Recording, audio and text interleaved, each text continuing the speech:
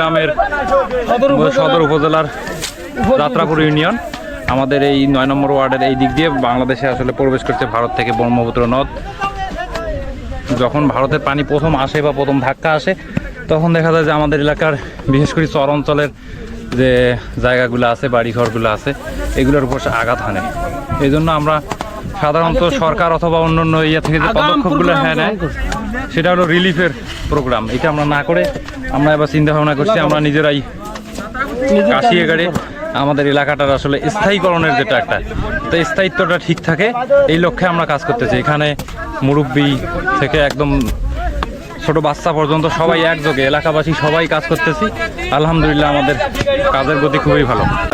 দুই মাইদুল ভাই এবং এই যে মোতালেব, তিনজন আমাদের যুবকদের নেতৃত্বে আছে। আপনারা বলেন তো দেখি যে এই কাশিয়াগাড়ার এই যে মহাযজ্ঞ চলতেছে। হ্যাঁ, না মূলত আমাদের কাশিয়াগাড়া হলো এখানে আমরা সবাই একত্র হয়েছি যে আমাদের কাশিয়াগাড়ার মাধ্যমে যা জলগুলো বেড়ায় নদীর ছোট ছোট বিল এগুলো বন্ধ করার জন্য আমরা কি ছোট ছোট শাখাগুলো যেন বন্ধ হয় উদ্যোগ নিয়েছি, সবাই মিলে আর একত্রভাবে কাজ করতেছি আর কি। আচ্ছা, আমাদের এটা তো হলো ব্রহ্মপুত্র নদের, এটা বলতে গেলে ভারত সীমান্তের একদম কাছাকাছি। আমাদের এখান থেকে ব্রহ্মপুত্র নদের শুরু, বাংলাদেশে প্রবেশ করছে। তো বন্যার সময় দেখা যায় যে প্রথমে বন্যার যে পানিটা আসে প্রথম ধাক্কায় অনেক বাড়িঘর নদী ভাঙনের শিকার হয়। আমাদের এই কাশিয়া যে আমরা করতেছি এটার থেকে আমাদের উপকার হবে কি? আমাদের এখান থেকে উপকার হবে এই যে আমরা যে ব্রহ্মপুত্র নদীর যে মুখটা দিয়ে বাঁধতেছি, এর ফলে আমাদের যখন কাশিয়া হবে তখন যে বালুর প্রথম ধাক্কাটা পানি আসবে, এখান থেকে বালু উঁচু হবে, উঁচু হওয়ার ফলে যে পিছনে যে চর থাকবে, পিছনে এলাকায় নদী ভাঙন, তারপরে আরো বন্যায় অনেক ক্ষয়ক্ষতির কারণে এলাকার খুব ক্ষয়ক্ষতি হয়।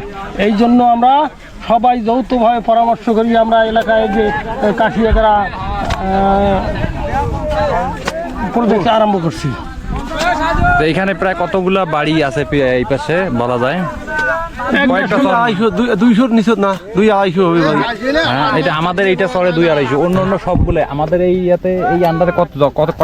1000 বাড়ি হবে, 1000 হবে, তাও উদ্যোগ হবে, 1000 উদ্যোগ হবে মনে হয়। প্রিয় দর্শক দেখেন এখানে প্রায় শত শত মানুষ সবাই এই যে দেখেন ইয়ে থেকে কাশিয়ে নিয়ে এসে কাটতেছে। বন্যার আগে আগে এই কাশিয়াগুলো আরো বিশাল আকার ধারণ করবে। হ্যাঁ, এই যে দেখেন